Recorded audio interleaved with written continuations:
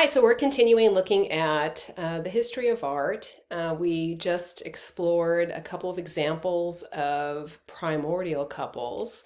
Let's continue to learn about the depiction of couples in art history, whether in marriage or a bit of canoodling as couples express lovemaking. So, stay tuned for this. Let's get to our PowerPoint and I'll show you some famous examples from art history.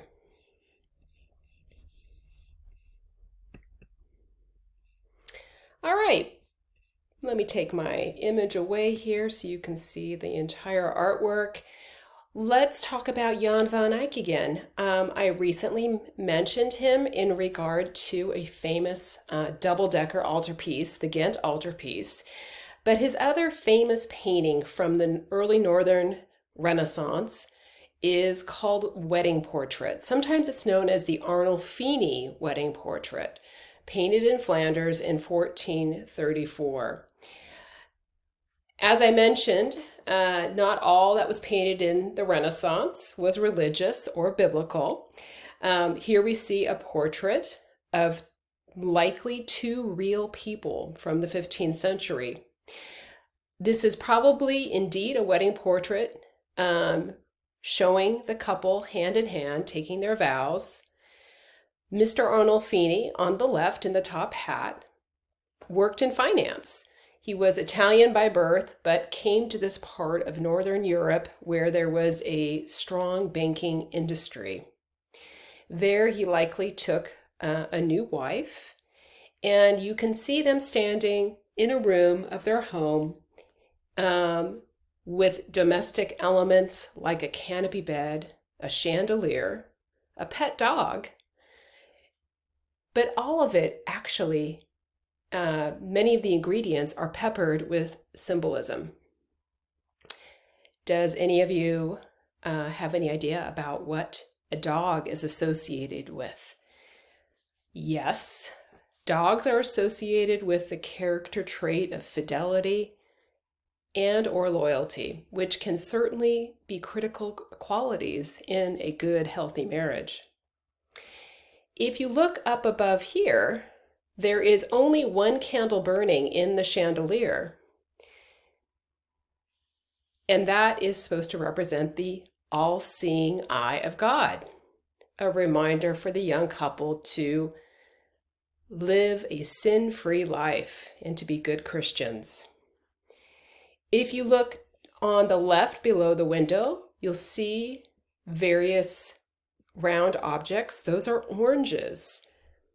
And when you think about fruit, fruit is famous for having many seeds. So, fruit, in this case oranges, are symbols of fertility. There's also a reminder about the hope for children, for future generations, with a carved female figure back here on this piece of furniture. That's supposed to be Saint Margaret, who is the patron saint of childbirth. So lots of symbols are peppered throughout this particular painting here.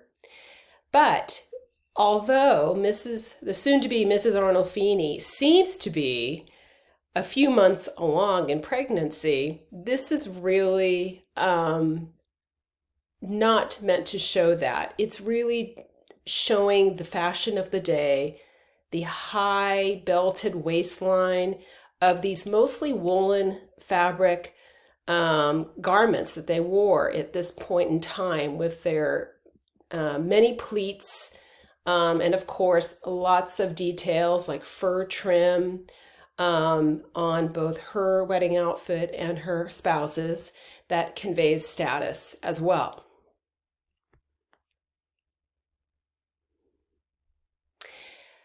The one element that's probably the most famous part of this particular painting, and remarkable for its cleverness in its day and age, is the mirror in the back of the room. It's one of those convex mirrors that has a slight spatial distortion. Around it in the framing, which are hard to see from this PowerPoint slide, are miniature paintings depicting the Passion of Christ, which also alludes to the salvation of humans, such as the couple we see here,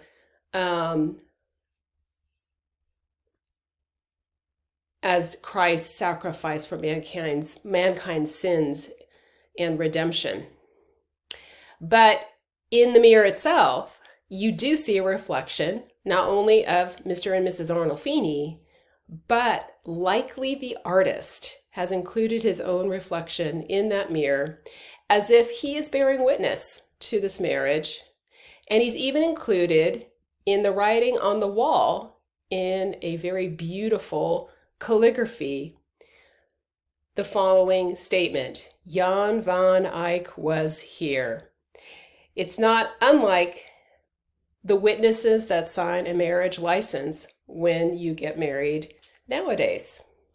So that is an example of a wedding portrait from the 15th century. Moving to a different part of the world, let's go to Mexico and take a look at Aztec marriage couple from the Codex Mendoza from 1541. You're probably familiar with the expression of marriage to tie the knot. Well, that's exactly what you're going to see on here in this illustration with writing that tells a little bit about what's going on.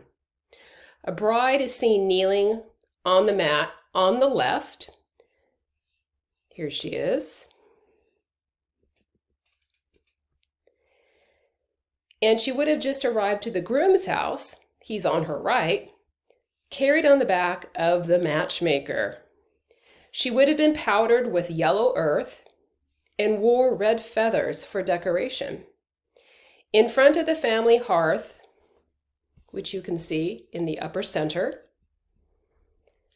they would exchange vows. Unlike the Van Eyck painting, this one was rendered with figures in profile view or side view, with just enough information to document the event in handwritten letters.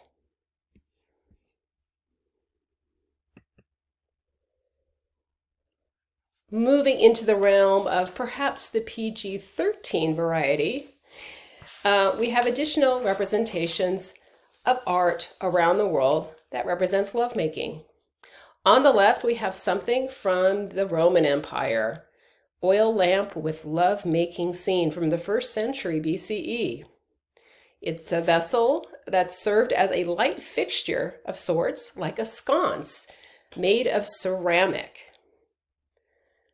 So it seems to be that along with a passion for conquest associated with the ancient Romans is a passion for the act of lovemaking, so much so you can see that they even created lamps with images of such frisky behavior in clay.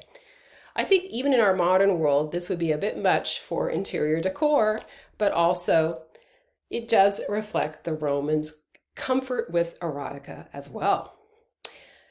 Finally, on the right is an example of painting in the medium of gouache. It's called Radha and Krishna in the Grove, from the Kangra school of Kangra, India, from 1780.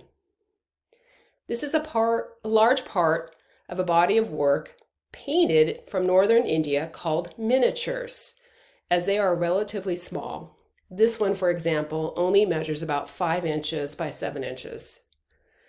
It depicts a couple gathered together and making love in a lush and colorful landscape setting, surrounded by the best of nature, velvety grass, blossoms, and a canopy of trees. Radha is a shepherd girl who is with Krishna, one of the incarnations of the god Vishnu, often shown as blue and wearing a crown. Their embrace creates an elegant, unified whole shape or form that's part of the organic forms in the landscape. Also, their union is meant to evoke both a spiritual and physical union, and by extension, a metaphor for a union with one's God.